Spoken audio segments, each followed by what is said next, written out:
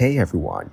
In this video, we will learn the Quicken Simplifi transfers tutorial.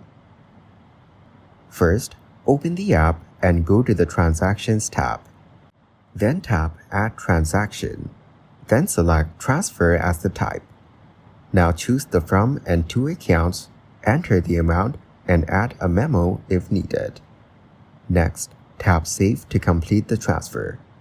If you're moving money between linked accounts, Simplifi will automatically categorize it as a transfer to avoid duplicate transactions.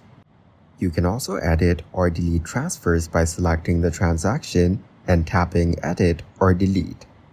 For scheduled transfers, go to Recurring Transactions, tap Add Recurring, choose Transfer, set the frequency, and save it. This is useful for regular payments like loan installments or savings deposits. Thanks for watching. Don't forget to like and subscribe to see more content like this.